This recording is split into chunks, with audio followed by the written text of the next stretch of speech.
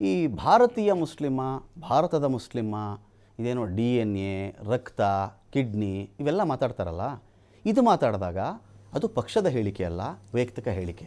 ಅಕಸ್ಮಾತ್ ಅಂತ ಹೇಳಿಕೆಯಿಂದ ಲಾಭ ಆಯಿತು ಅಂದರೆ ಪಾರ್ಟಿ ಹೇಳಿಕೆ. ಏನೋ ಮಿಸ್ ಹೊಡಿತಿದೆ ಇದು ಅಂತ ಹೇಳಿದ್ರೆ ಆಲ್ ಆಫ್ ಅ ಸಡನ್ ಅದಕ್ಕೂ ನನಗೂ ಸಂಬಂಧ ಇಲ್ಲ. ಈಗ ಇಲ್ಲಿ ಮಂಡ್ಯದಲ್ಲಿ ಇಷ್ಟು ಹೇಳಿದಾರಲ್ಲ, ಇವ್ರಿಗೆ ಗೊತ್ತಿಲ್ಲಪ್ಪ. ಯಾರಿಗೆ ಇಲ್ಲಿ ಬಂದಿರೋ ವಕ್ತಾರರು ಪಾಪ ಹೊಸ್ದಾಗಿ ಬಂದಿದ್ದಾರೆ, ಇವ್ರಿಗೆ ಗೊತ್ತಿಲ್ಲ ಅಂತ ಅಂದ್ಕೊಂಬಿಡೋಣ. ಇವ್ರಿಗೆ ಅವತ್ತು ಕಣ್ಣು ಇರಲಿಲ್ಲ, ಕಿವಿನೂ ಇರಲಿಲ್ಲ, ಅವ್ರು ನೋಡೂ ಇಲ್ಲ, ಕೇಳಿಸೂ ಇರಲಿಲ್ಲ, ಆಯಿತು ಅಂದ್ಕೊಳ್ಳೋಣ, ಎಲ್ಲ ಗೊತ್ತಿರಬೇಕು ಅಂತ ಏನೂ ಇಲ್ಲ. ನನ್ನ ಇಡೀ ಪ್ರಶ್ನೆ ಇರೋದು, 2 ವರ್ಷಗಳಾದ ಮೇಲೆ ಪೊಲೀಸ್ ತನಿಖೆ ಹಾಳು ಬಿದ್ದೋಗಲಿ, ಸರ್ಕಾರ ಇವ್ರದೇ ಇತ್ತು, ಒಂದು ಕ್ರಮ ಆಗಬೇಕಲ್ಲ. ಈಗ ನಾವು ಇದೇ ಪಾಯಿಂಟು, ನಾಜೀರ್ ಹುಸೇನೋ ಯಾರೋ ಇದಾರಲ್ಲ, ಯಾರೋ ಸೋಕಾಲ್ಡ್ ಯಾರೋ ಬಾಯಿಗೆ ಬಂದ ವೀರನೋ ಶೂರನೋ ಇದಾನಲ್ಲ, ನೆನ್ನೆ ಆಯ್ಕೆ ಆಗಿರೋ ಮನುಷ್ಯ, ಈ ಮನುಷ್ಯನ ಪರ ವಿಚಾರ ಇಟ್ಕೊಂಡು ಯಾರಾದರೂ ಪಾಕಿಸ್ತಾನ ಜಿಂದಾಬಾದ್ ಅಂತ ಹೇಳಿದರೆ ಅವನನ್ನು ಬರೀ ಇದು ವಿಧಾನಸೌಧದಿಂದ ಆಚೆ ಹಾಕೋದಲ್ಲ, ದೇಶದಿಂದನೇ ಆಚೆ ಹಾಕಿ ಅಂತ ನಮ್ಗೆ ಕರೆಕ್ಟು ಅರ್ಥ ಆಯ್ತಾ. ಒಂದ್ ವೇಳೆ ಕಾಂಗ್ರೆಸ್ನಲ್ಲಿ ದೊಡ್ಡ ಲೀಡರೇ ಆಗಿದ್ರೆ ಮೊದಲು ಅವನನ್ನ ದೇಶದಿಂದ ಗಡೀಪಾರು ಮಾಡಬೇಕು ಅಂತ ಮೊಟ್ಟ ಮೊದಲ ವ್ಯಕ್ತಿ ನಾನು. ಸೇಮ್ ಇಲ್ಯಾರೋ ಕೂಗಿದ್ರಲ್ಲ ಮಂಡ್ಯದಲ್ಲಿ, ಇವರು ಸೋಕಾಲ್ಡ್ ಇವ್ರ ಪಾರ್ಟಿಯವರ ವೀರಾದಿ ವೀರರು ಶೂರರು ಪಾಕಿಸ್ತಾನ ಜಿಂದಾಬಾದ್ ಹೋಗಿ ನಗ್ನಗ್ತಾ ಒಂಥರ ಇದು ಮಾಡಿಕೊಂಡು, ಇದಕ್ಕೊಂದು ವಿಡಿಯೋನೂ ಇದೆ, ಒಂದು ಆಡಿಯೋನೂ ಇದೆ. ನೆನ್ನೆದಕ್ಕೆ ಇರೋದೇನಂದ್ರೆ ಬರೀ ಆಡಿಯೋ, ನಮ್ಗೆ ಯಾವ ಮನುಷ್ಯ ಮಾತಾಡ್ದ ಅಂತ ಯಾರಿಗೂ ಗೊತ್ತಿಲ್ಲ. ಘೋಷಣೆಗೆ ಹೋಗಿದ್ದು ನಿಜ. ತನಿಖೆ ಮಾಡಿ ಮೊದಲು ಗಲ್ಲಿಗಾದ್ರೂ ಏರಿಸಲಿ, ಗುಂಡಾದ್ರೂ ಆರಿಸಲಿ. ಇವ್ರ ಪಾರ್ಟಿಯವ್ರಿಗೆ ಇವ್ರು ಯಾರಾದರೂ ಆರಿಸ್ಬೇಕಾಗಿ, ಪಾಪ ರತನೂ ಗೊತ್ತಿಲ್ಲ ಬಿಡಿ, is very innocent, may be selective, I don't know, I can't comment on that. ಈ ವಿಚಾರದಲ್ಲಿ ಪಾರ್ಟಿಯವರು ಯಾಕೆ ಕ್ರಮ ತಗೊಂಡಿಲ್ಲ ಸಾದಿಕ್ ಅವರೇ? ಈಗ ಪಾರ್ಟಿ ಕ್ರಮ ನಾನು ಮಾತಾಡ್ತೀನಿ ಸರ್. ನನ್ನ ಮಾತು ನಮ್ಮ BJP ವ್ಯಕ್ತಾರ ನಮ್ಮ ಬ್ರದರ್ ಇದಾರಲ್ಲ, ಅವ್ರಿಗೊಂದು ಮಾತು ಹೇಳೋಕ್ಕೆ ಇಷ್ಟಪಡ್ತಾ ಇದ್ದೀನಿ ನಾನು. ಏನಂದರೆ ನೋಡಿ, ಈಗ ಸಬ್ಕಾ ಸಾಥ್ ಸಬ್ಕಾ ವಿಕಾಸ್ ನಮ್ಮ ಮೋದಿಯವ್ರದ್ದು ಘೋಷಣೆ, ಒಳ್ಳೆ ಘೋಷಣೆನೇ ಅದು ಲೋಕಸಭಾ ಇದರಲ್ಲಿ ಹೋದ ವರ್ಷ ರಮೇಶ್ ಬಿದೋರಿ ಅಂತ ಒಬ್ಬರು MP, ತಾರೀಖ್ ಅಂತ ಒಬ್ಬ MP ಏನು ಇದು ಪರವಾಗಿ ಮಾತಾಡ್ತಾರೆ, ಅಲ್ಪಸಂಖ್ಯಾತರ ಬಗ್ಗೆ ಇದು ಮಾಡ್ತಾರೆ. ಆವಾಗ ಏನು ಮಾಡ್ತಾರೆ, ಆವಾಜ್ ಹೆಂಗೆ ಹಾಕ್ತಾರೆ ಗೊತ್ತಾ? ತಾವು ಇದು ಎತ್ತು ನೋಡಿ ನೀವು, ಇದು ಒಂದು ವಿಡಿಯೋ ಇದೆ, ಇನ್ನೂ ಇದೆ ಯೂಟ್ಯೂಬ್ನಲ್ಲಿ ಇದೆ. ಏ ಭಡ್ವೆ ಒಂದು ಮಾತು, ಏ ಮುಲ್ಲಾ, ಏ ಕಟ್ ಮುಲ್ಲಾ, ಬಾಹರ್ ನಿಕಲ್ ಅಂತ. ಅದೇನ ಸಬ್ಕಾ ಸಾಥ್ ಸಬ್ಕಾ ವಿಕಾಸು ಅದ ನೋಡಿ. ಈ ತರ ಪರಿಸ್ಥಿತಿ ಆಚೆ ಹಾಕ್ಲಿಲ್ಲ, ಒಪ್ಪಿತ ಒಂದು ಸದನ ಲೋಕಸಭಾದಲ್ಲಿ ಇಡೀ ಭಾರತದ ಕಣ್ಣು ಅದರ ಮೇಲೆ ಲೋಕಸಭಾದಲ್ಲಿ ಇತ್ತು. ಅಂಥ ಘೋಷಣೆಗಳು, ಅಂಥ ಮಾತು ಒಬ್ಬ MP ಹೇಳಿದ್ರೆ ಭಯ ಆಗಲ್ವಾ ಮುಸಲ್ಮಾನರಿಗೆ?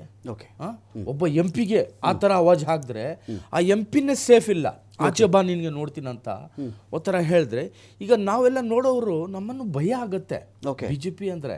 ಈಗ ಸಬ್ಕಾ ಸಾಥ್ ಸಬ್ಕಾ ವಿಕಾಸ್ ಇದ್ದೆಲ್ಲ ಅದು ಒಂದು ಹೇಳಕ್ಕೆ ಒಂದು ಮಾತಾಗ್ಬಿಟ್ಟಿದೆ ಅಷ್ಟೇ. ಇನ್ನೊಂದು ನಮ್ಮ ಇವರು ಯಾರು ಹೆಗ್ಡೆ ಅವರು, ಏನು ಅವ್ರ ಹೆಸರಿಗೆ ಹೇಳಿದ್ರಲ್ಲ, ಅನಂತ್ ಕುಮಾರ್ ಹೆಗಡೆ ಅವರು, ಅವರು ಭಾಷಣ ನೋಡಿ, ನಮ್ಮ ಕರ್ನಾಟಕದಲ್ಲಿ ಕನ್ನಡ ಭಾಷೆ ನಮ್ಮ ಎಷ್ಟು ಪ್ರೀತಿ, ಎಷ್ಟು ಇದು. ನಾವು ಆಚೆ ಕಡೆ ಹೋಗ್ಬಿಟ್ಟು ಯಾರನ್ನ ಕನ್ನಡ ಭಾಷೆ ಮಾತಾಡಿದ್ರೆ ನಮ್ಗೆ ಎಷ್ಟು ಪ್ರೀತಿ ಬರುತ್ತೆ, ಯಾರನ್ನ ಇಲ್ಲಿ ಅವನು ಅಷ್ಟು ಇದು. ಆ ಭಾಷೆಯಲ್ಲಿ ಒಂದು ವಿಷ ತೆಗೆದು ಮುಸಲ್ಮಾನ್ ಮೇಲೆ ಅಟ್ಯಾಕ್ ಮಾಡ್ತಾರಲ್ಲ, ನಮ್ಮನ್ನು ಅವಮಾನ ಮುಸಲ್ಮಾನ್ಗಲ್ಲ, ಆ ಭಾಷೆನಿಗೆ ಅವಮಾನ ಮಾಡ್ತಾ ಇರೋದು. ಇಂಥ ವ್ಯಕ್ತಿಗಳು ಇದ್ದಾರಲ್ಲ, ಅವ್ರಿಗೆ ಮೇಲೆ ಕ್ರಮ ಆಗಿಲ್ಲ. ದಿನೇಶ್ ಇದು ಹೇಗೆ ದಿನೇಶ್? ನನ್ನ ಪಕ್ಷದವರು ಹೇಳಿಕೆ ಕೊಟ್ಟರೆ ನನಗೆ ಕಣ್ಣು ಕಾಣಿಸಲ್ಲ, ಕಿವಿ ಕೇಳಿಸಲ್ಲ, ಕ್ರಮಕ್ಕೂ ಆಗಲ್ಲ, ಪಕ್ಷದಿಂದ ಉಚ್ಚಾಟನೆಯೂ ಆಗಲ್ಲ. ಇವತ್ತಿಗೂ ಮಂಡ್ಯದಲ್ಲಿ ಆರಾಮಾಗಿ ಓಡಾಡ್ಕೊಂಡಿದ್ದಾರೆ. ಬೇರೆ ಪಾರ್ಟಿಯವ್ರು ಬಂದಮೇಲೆ ನಮ್ಮದು ಹೇಳ್ತಿದ್ದೀನಿ, ಇಲ್ಲಿ ಪನಿಷ್ಮೆಂಟ್ ಇದೆಯಲ್ಲ, ಇನ್ಕ್ಲೂಡಿಂಗ್ ನಾಜೀರ್ ಹುಸೇನ್ ಉದ್ದಡ್ತನ ಇತ್ತಲ್ಲ, ಆ ಮನುಷ್ಯ ಮಾತಾಡಿದ್ನಲ್ಲ ನೆನ್ನೆ, ಅದು ಸೇರ್ಸಾಗಬೇಕು ಮಾಧ್ಯಮದವರ ವಿಚಾರದಲ್ಲಿ. ಪಾಕಿಸ್ತಾನ ಜಿಂದಾಬಾದ್ ಇನ್ನೊಂದು ಕಡೆ ಇರಲಿ, ಅದಕ್ಕೆ ಎಂತ ತನಿಖೆ ಬೇಕಾದ್ರೂ ಅದು ಆಗಲಿ, ಆಚೆ ಹೋಗೋ ಅಂತ ಯಾರು ಅಪ್ಪೊಂದು ವಿಧಾನಸೌಧ ಅಂತ ನನ್ನ ಪ್ರಶ್ನೆ ದಿನೇಶ್. ಇದಕ್ಕೆಲ್ಲ ಕಾರಣ ಏನು ಗೊತ್ತಾ? ರಾಜ್ಯದಲ್ಲಿ ಎಸ್ಪೆಷಲಿ ಕರ್ನಾಟಕದಲ್ಲಿ ಏನಾಗಿದೆ ಅಂದರೆ, ಅಡ್ಜಸ್ಟ್ಮೆಂಟ್ ಪಾಲಿಟಿಕ್ಸು ಮೊದಲಿಂದ ಬಂದ್ಬಿಟ್ಟಿದೆ. ಈ ಅಡ್ಜಸ್ಟ್ಮೆಂಟ್ ಪಾಲಿಟಿಕ್ಸ್ ಏನಂದರೆ, ಈಗ ನೀನೊಂದು ತಪ್ಪು ಮಾಡ್ದ, ನಾನೊಂದು ತಪ್ಪು ಮಾಡೋದನ್ನ ಸಮ ಈ ಮಕ್ಕಳು ಆಟ ಆಡ್ತಾರಲ್ಲ, ಆ ಥರ ಬಂದ್ಬಿಟ್ಟಿದೆ. ಇವಾಗ ಈಗ ನೀವು ನೋಡ್ದಂಗೆ ಮಂಡ್ಯದಲ್ಲಿ ನಡೀತು, ಅದಕ್ಕೆ ಇದು ಮನ್ನಾ. ಈಗ ರತನ್ ಗೊತ್ತಿಲ್ಲ, ಪಾರ್ಟಿಗಂತೂ ಗೊತ್ತಿರಬೇಕಲ್ಲ. ಅದು ರತನ್ ಅವ್ರಿಗೆ ಯಾಕೆ ಗೊತ್ತಿಲ್ಲ ಹೇಳ್ಬಿಡ್ತೀನಿ. ರತನ್ ಅವ್ರಿಗೆ ಯಾಕೆ ಗೊತ್ತಿಲ್ಲ ಅಂದ್ರೆ, ಈ ದೇಶದಲ್ಲಿ ಒಂದು ಸರ್ವೆ ನಡೀತು 2017-18ರಲ್ಲಿ. ಏನಂದ್ರೆ ಈ ಮಾಧ್ಯಮ ಪಕ್ಷಪಾತ ಅಂತ. ಮಾಧ್ಯಮ ಪಕ್ಷಪಾತ ಯಾಕಾಯ್ತು ಅಂದ್ರೆ, ಈ ದೇಶದಲ್ಲಿ ನಡೀತಾ ಇರೋ ಮ್ಯಾಕ್ಸಿಮಮ್ಮು ನ್ಯೂಸ್ ಪೇಪರ್ಗಳಾಗ್ಬೋದು, ಟಿ ವಿ ಚಾನಲ್ಗಳಾಗ್ಬೋದು, ಇವತ್ತು ಯಾವುದ್ರ ಮೇಲೆ ನಡೀತಾ ಇದೆ? ಮಾಧ್ಯಮ ಪಕ್ಷಪಾತ. ಈಗ ಬಿ ಜೆ ಪಿಯವರು ಏನೇ ತಪ್ಪು ಮಾಡಿದ್ರು ಅದನ್ನು ತೋರಿಸಲ್ಲ.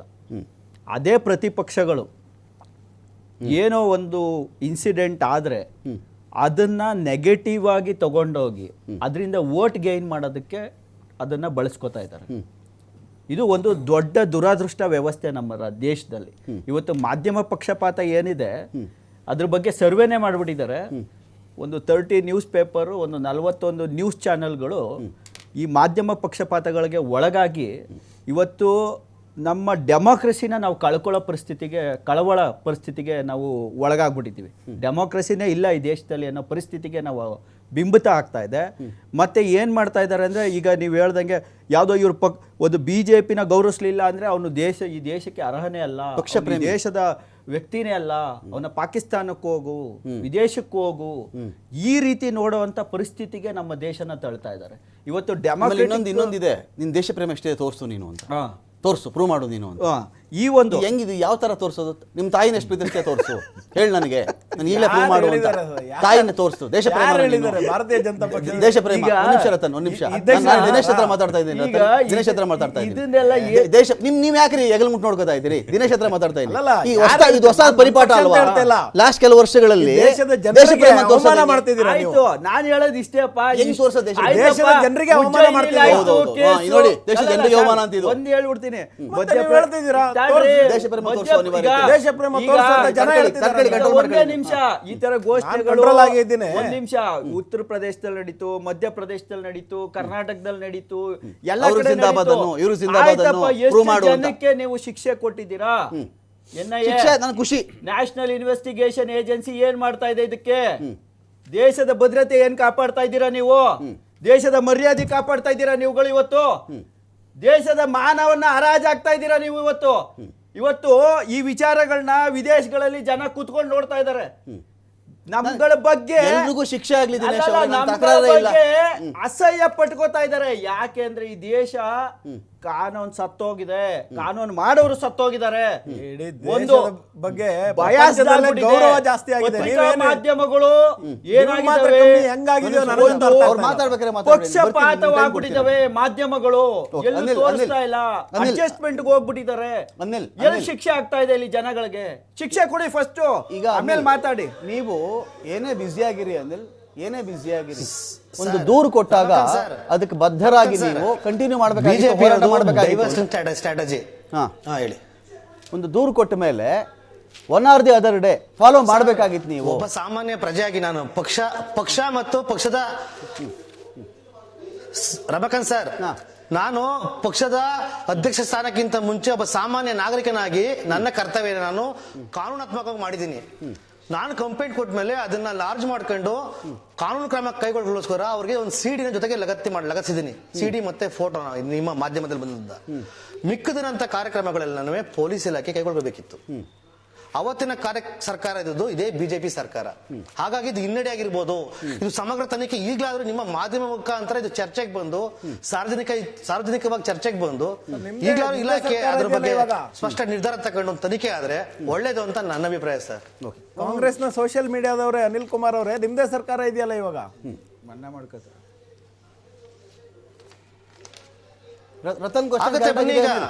ರತನ್ ಕ್ವಶನ್ ಕರೆಕ್ಟ್ ಆಗಿದೆ ನೋಡಿ. ಈ ಸರ್ಕಾರದ ವಿಚಾರ ನಾನು ಸಾಮಾನ್ಯ ಪ್ರಜೆಯಾಗಿ ಮಾಡ್ತಾ ಇದ್ದೀನಿ ಅಂತ ಹೇಳ್ತೀನಿ. ಮೊದಲೇ ಹೇಳಿದ್ದೀನಿ ನಾನು. ನೀವೇ ಕನ್ಫ್ಯೂಸ್ ಅಲ್ಲಿ ಸೋಷಿಯಲ್ ಮೀಡಿಯಾ ಕಾಂಗ್ರೆಸ್ ಸೋಷಿಯಲ್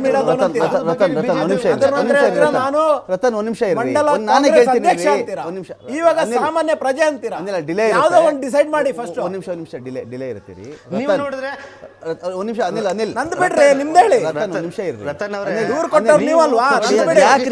ಒಂದ್ ನಿಮಿಷ ಇರ್ರಿ. ವ್ಯಕ್ತಿಗೆ ಏನ್ ಮಾಡಿದ್ರೆ ಹೇಳ್ರಿ ಅಂದ್ರೆ ಮಾಡ್ತೀವಿ, ಆಮೇಲೆ ಮಾಡ್ತೀವಿ ಅಂತ ಒಂದ್ ನಿಮಿಷ ಇರಿ ಅನಿಲ್. ಈಗ ಸರ್ಕಾರ ನಿಮ್ದು ಸಿದ್ದರಾಮಯ್ಯ ಅವ್ರ ನೇತೃತ್ವದ ಕಾಂಗ್ರೆಸ್ ಸರ್ಕಾರ ಇದೆ. ಈಗ ಈ ತರದ್ದು ನಿಮ್ಗೊಂದು ಇಡೀ ದೇಶಕ್ಕೆ ಮೋಸ ಮಾಡುವಂತ ಒಂದು ಹೇಳಿಕೆ ಅದು, ಬಿಜೆಪಿಯವರು ಕೊಟ್ಟಿರುವಂತ ಹೇಳಿಕೆ ಅದು. ಈ ಹೇಳಿಕೆ ಇಟ್ಕೊಂಡು ನಿಮ್ಮ ಸರ್ಕಾರ ಬಂದ್ಮೇಲೆ ಒಂದು ಒತ್ತಾಯ ಮಾಡಿ, ಅವ್ರಿಗಿಂತ ಮೇಲೆ ಕಂಪ್ಲೇಂಟ್ ಕೊಡಿ. ಅದನ್ನ ಹೋಮ್ ಮಿನಿಸ್ಟ್ರಿಗೆ ಕಂಪ್ಲೇಂಟ್ ಕೊಡಿ. ಪರಮೇಶ್ವರ್ ಅವರು ಇದಾರಲ್ಲ, ಯಾಕೆ ಮಾಡಬಾರ್ದಾ ಹೋರಾಟ? ನೀವು ಅಲ್ಲಿಗೆ ಬಿಟ್ಬಿಟ್ರಾ?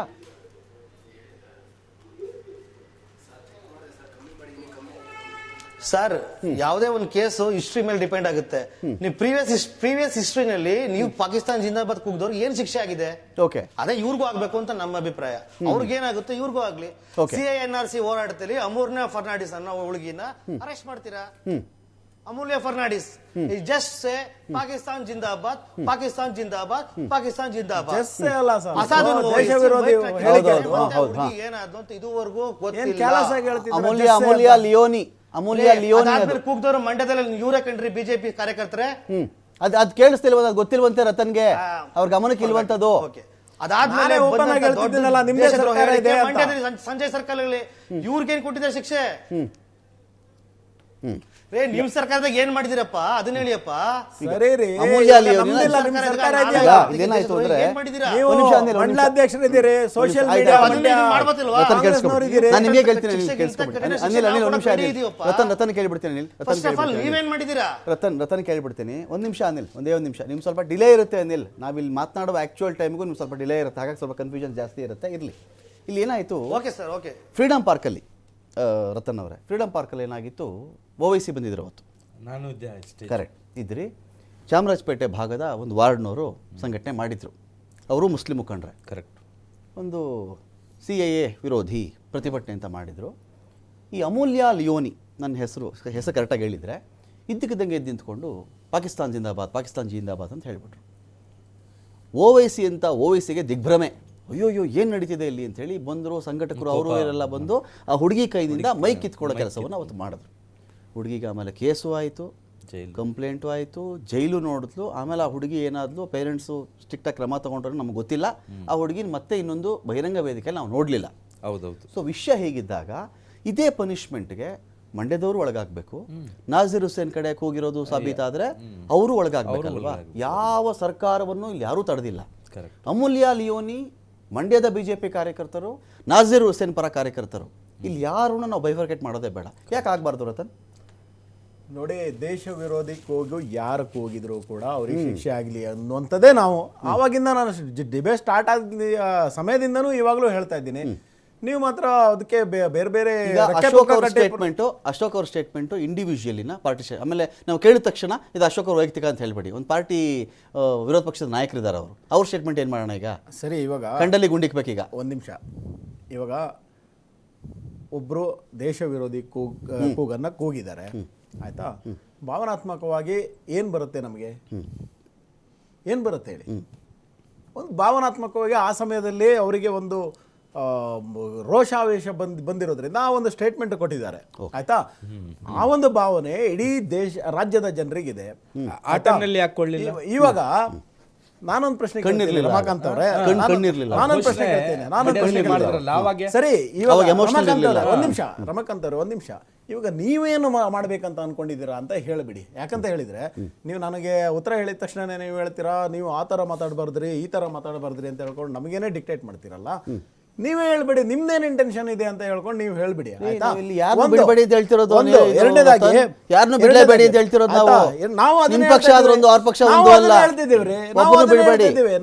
ಅಶೋಕ್ ಮಾತಿಗೆ ಬದ್ದಾನ ನೀವು? ಅಶೋಕ್ ಮಾತಿಗೆ ಬದ್ದ ನೀವು? ನೋಡಿ, ನಾನು ಸ್ಟಾರ್ಟಿಂಗ್ ಇಂದ ಹೇಳ್ತಾ ಇದ್ದೀನಿ, ದೇಶ ವಿರೋಧಿ ಕೃತ್ಯ ಯಾರು ಮಾಡಿದಾರೋ ಅವರಿಗೆ ಕಠಿಣವಾದಂತ ಶಿಕ್ಷೆ ಕೊಡಿ ಅಂತ ನಾವು ಹೇಳ್ತಾ ಇದ್ದೀವಿ. ಸರ್ಕಾರವನ್ನ ಕೂಡ ಆಗ್ರಹ ಮಾಡ್ತಾ ಇದ್ದೇವೆ. ಆದ್ರೆ ಸರ್ಕಾರ ಯಾವುದೇ ಕಾರಣಕ್ಕೂ ಆ ವಿಷಯ ಬಗ್ಗೆ ಮಾತಾಡ್ತಾ ಇಲ್ಲ. ನಾವು FSL ಕಳಿಸಿದೀವಿ, ಇದಕ್ಕೆ ಕಳಿಸಿದೀವಿ, ಅದು ರಿಪೋರ್ಟ್ ಬರಲಿ ಅಂತ ಹೇಳ್ತಾರೆ ಬಿಟ್ರೆ ಅವ್ರು ಖಂಡನೇನೂ ಮಾಡ್ತಾ ಇಲ್ಲ, ಏನ್ ಮಾಡ್ತೀವಿ ಅಂತಾನು ಹೇಳ್ತಾ ಇಲ್ಲ, ಆಯ್ತಾ? ತೂತು ಮೈಮೇನಲ್ಲ ಈ ವಿಷಯದಲ್ಲಿ. ನೀವು ಸ್ಟ್ರಿಕ್ಟ್ ಆಕ್ಷನ್ ತಗೊಳ್ಳಿ, ಅಷ್ಟೇ ಅಲ್ಲ ಗುಂಡಿಡ್ಬೇಕ್ರಿ. ನಿಮ್ಮ ವಿರೋಧ ಪಕ್ಷದ ನಾಯಕರು ಮಾತಾಡಿರೋದ್ರಿ ಅದು ಆಯ್ತು, ಅವ್ರು ಹೇಳಿದ್ದಾರೆ. ನೀವು ಪದೇ ಪದೇ ನಾನ್ ಮಾತಾಡೋಕೆ ಯಾಕೆ ಎತ್ತಾ ಇದ್ದೀರಾ? ಅಯ್ಯೋ ರಾಮ, ಅವ್ರು ಹೇಳಿರೋ ಶಿಕ್ಷೆ ಆಗ್ಬೇಕು ನಾವ್ ಹೇಳ್ತಿರೋದು. ನಾವು ಅದೇ ನಿಮ್ಗೆ ಸಿಟ್ಟು ಬರುತ್ತಲ್ರಿ? ಒಳ್ಳೆ ಕಥೆ ಆಯ್ತಲ್ಲ. ಅವರಿಗೆ ಗಲ್ಲಿಗೆ ಹಾಕಿದ್ರು ಓಕೆ ನಮ್ಗೆ, ಆಯ್ತಾ? ಅದನ್ನೇ ಶಿಕ್ಷೆ ಆಗ್ಲಿ ಅಂತಾನೆ ಹೇಳ್ತಾ ಇರೋದು. ನಿಮಗೆ ಯಾಕೆ ಬೇಜಾರಾಗ್ತಿದೆ ಅಂತ ಅರ್ಥ ನನಗೆ ಅರ್ಥ ಆಗ್ತಾ ಇಲ್ಲ. ವೆರಿ ಗುಡ್ ಅಂತ ಹೇಳ್ತೀನಿ. ಮೊದಲಿಂದ ನಾನು ನೋಡ್ತಾ ಇದ್ದೀನಿ, ನಿಮಗೆ ಯಾಕೆ ನಿಮಗೆ ಬೇಜಾರಾಗ್ತಿದೆ ಅಂತ ನನಗೆ ಅನಿಸ್ತಾ ಇದೆ. ಏನೋ ಹುಚ್ಚುಚ್ಚಾಗಿ ಬೇರೆ ತಗೊಂಡು ಹೋಗ್ತೀರಾ, ತಕ್ಷಣ ಬೇರೆ ತಗೊಂಡು ಅಂತೀರಾ, ಅಲ್ರಿ, ನಗ್ತಾ ಕಿಚ್ಚಬೇಡಿ ಇದ್ದೀರಲ್ರಿ. ಅಂತೀರಾ. ಎಸ್, ನಗಾಡ್ತಾ ಇದ್ದೀನಿ. ಶಿಕ್ಷೆ. ಯಾಕಂತ ಹೇಳಿದ್ರೆ ಹಾ, ನೀವು ಅದು ಮಾತಾಡೋ ಸ್ಟೈಲ್ ನನಗೆ ನಗು ಬರ್ತಾ ಇದೆ. ಯಾಕೆ ನೀವು ಈ ತರ ನೀವು ಅಲ್ರಿ, ಮಾತಾಡ್ತಿದ್ದೀರಾ ಅಂತ ಅರ್ಥ ಈಗ ಆಗ್ತಿಲ್ಲ. ನೀವು ನೋಡಿ, ಕಾಣಿಸ್ತಿಲ್ಲ ಅಂದ್ರೆ ಕೇಳಿಸ್ತಿಲ್ಲ ಅಂದ್ರಿ. ರಾಜ್ಯಸಭೆಗೆ ಗುಂಡಿ ಹೇಳುವ ಅಂದ್ರೆ ತನಿಖೆ ನಡೀಲಿ ಅಂದ್ರಿ. ರಾಜ್ಯಸಭೆಗೆ ಹಾ. ಅಪಾಯಿಂಟ್ ಇದು ಹಾ. ಗೆದ್ದ ನಂತರ ಆ ಮನುಷ್ಯ ಮಾತಾಡಿರುವಂತ ನಾವು ಹೇಳಿದ್ವಲ್ರಿ ಅದನ್ನ. ಮಾಧ್ಯಮದವರಿಗೆ ತುಚ್ಛವಾಗಿ ಮಾತಾಡ್ತಾರೆ. ನಾನು ಅದನ್ನೇ ಖಂಡಿಸಿದ್ನಲ್ರಿ. ಹೌದು. ಮತ್ತೇನೋ ನಡಿ ನಾನು ಅಂತ ಖಂಡಿಸಿದ್ನಲ್ರಿ ಹೇಳ್ತಾರೆ. ಅದನ್ನ ಡಿಬೇಟ್ ಆರಂಭದಲ್ಲಿ ಅದನ್ನ ನೋಡಿ. ನಿಮಗೆ ಕಿವಿ ಕೇಳಿಸ್ತಿಲ್ವಾ ಅವಾಗ? Fourth pillar of the democracy. ಅದೇ ಕಿವಿ ಕೇಳಿಸ್ತಿಲ್ವಾ ಅವಾಗ? ಮಾಧ್ಯಮದ ಬಗ್ಗೆನೇ ಒಂದು ನಯಾ ಪೈಸೆ ಗೌರವ ಇಲ್ಲದೆ ಇರುವಂತ ಆ ಮನುಷ್ಯ ಈಗ ಒಂದ್ ಕೆಲಸ ಮಾಡಿ. ರಾಜ್ಯಸಭೆ ಎಂಪಿ ಆಗೋಕೆ ವೀಕ್ಷಕರೇ, ನಾಲಾಯಕ್ ಅಂತ ಹೇಳ್ತೀವಿ ವೀಕ್ಷಕರೇ, ನಾವು. ವೀಕ್ಷಕರೇ, ಆತನ- ಒಂದ್ ನಿಮಿಷ ರತನ್, ಒಂದ್ ನಿಮಿಷ ಆತನ ರತನ್. ಹಿಂದೆ ಹಿಂಬಾಲಕರಿದಾರಲ್ಲ ರತನ್, ಅವರು ಒಂದ್ ನಿಮಿಷ ಇರ್ರಿ, ದೇಶದ ಒಂದ್ ನಿಮಿಷ ಇರ್ರಿ, ಕೂಗನ್ನ ಆಯ್ತಿರ್ರಿ, ಕೂಗ್ತಾರೆ. ಒಂದ್ ನಿಮಿಷ ಇರ್ರಿ, ಆ ವಿಷಯದಲ್ಲಿ ಒಂದ್ ನಿಮಿಷ ನೋಡಿ ಇರ್ರಿ, ಕೂಡ ಒಂದ್ ನಿಮಿಷ ಆತ ಇರ್ರಿ. ರಾಜ್ಯಸಭಾ ಎಂಪಿ ಆಗ್ಲಿಕ್ಕೆ ನಾಲಾಯಕ್ ಅನ್ನೋದು ನಮ್ಮ ಅಭಿಪ್ರಾಯ. ಒಂದ್ ನಿಮಿಷ ನೋಡಿ ವೀಕ್ಷಕರೇ, ಈ ಡಿಬೇಟಲ್ಲಿ ಇವತ್ತು ಕೂತಿದ್ದೀನಲ್ವಾ, ನಿನ್ನೆ 9 ಗಂಟೆಯ ನಮ್ಮದೇ ಇದೆ ದೋಖಾ ಡಿಬೇಟಲ್ಲಿ, ನಿನ್ನೆ 9 ಗಂಟೆ ದೋಖಾ ಡಿಬೇಟನ್ನು ನೀವು ಯಾರು ಬೇಕಾದರೂ ಯೂಟ್ಯೂಬ್ಗೆ ಹೋದರೆ ಇವಾಗ ಸಿಗುತ್ತೆ ನಿಮಗೆ. ಯೂಟ್ಯೂಬ್ಗೆ ಹೋದರೆ ನಿಮ್ಗೆ ಯಾರಿಗೆ ಬೇಕಾದರೂ ಸಿಗುತ್ತೆ. ಇದೇ ನಾಜೀರ್ ಹುಸೇನ್ ಎನ್ನುವ ಒಬ್ಬ ಮನುಷ್ಯನ ಬಗ್ಗೆ, ಆ ಮನುಷ್ಯ ಮಾಧ್ಯಮದ ಬಗ್ಗೆ ಮಾತನಾಡಿರೋ ವಿಚಾರಕ್ಕೆ ಸಂಬಂಧಪಟ್ಟಂತೆ ಇದೇ ಡಿಬೇಟು ಇದೇ ಚರಲ್ ಕೂತ್ಕೊಂಡು ನಾನು ಏನು ಮಾತನಾಡಿದ್ದೀನಿ ಅಂಥೇಳಿ ನೋಡಿಕೊಂಡು ಬನ್ನಿ.